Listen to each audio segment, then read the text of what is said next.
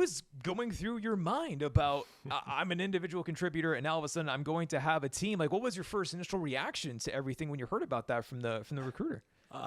Major imposter syndrome. I think that's an understatement. On top of learning ID responsibilities and how to speak corporatese, because I was transitioning from academia, I now had to learn how to be a manager and work over a team. So there were a lot of nights where I had to decide on foregoing my Nintendo Switch and instead hitting the books because there were so many roles and responsibilities that I now had to absorb. I also think that instructional designers nowadays, they take on more responsibilities and they're kind of expected to take on more responsibilities. You've got a lot of IDs who are going to be, they're graphic designers, they're video editors, they're doing the evaluation and data analysis. And there's kind of this expectation for someone to be in all these pockets. And I don't know if I necessarily agree with that should be the case. But I think that if you are willing to learn a little bit more about all these different fields, you make yourself a more, desirable candidate. So it's never a bad thing to do that, I feel.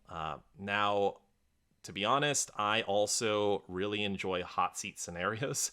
I feel like my position is constantly evolving and I'm learning it as I go.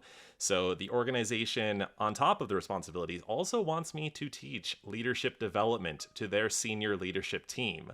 So I'm spending a lot of time learning everything I can about developing leaders and making the best possible curriculum that I can to guide new leaders into their position. It's a bit of a whirlwind. So this is super meta. Yes, it is. Yeah. It's just like, okay, so now I'm a leader. Now I'm going to be teaching leaders how to lead and let me think about all these things in real time. I mean, like the good news is that you're going to have so many stories for the new leaders about this is what I went through. And like leave out the part that this was last month. But like, here's what I'm literally doing. Yeah, no, absolutely. I think that there's going to be a lot of me learning as I go. But I also think that instructional designers are used to that. We're used to the idea of, learning something new that we're not really familiar with and then translating it in a way that everyone can understand. We decode and decipher things so that we meet this minimum viable production so that everyone can learn it at the best possible way. I mean, like that's essentially like our superpower is that we have to be able to essentially translate something that's super complex and then to be able to say, okay, now what does this actually mean?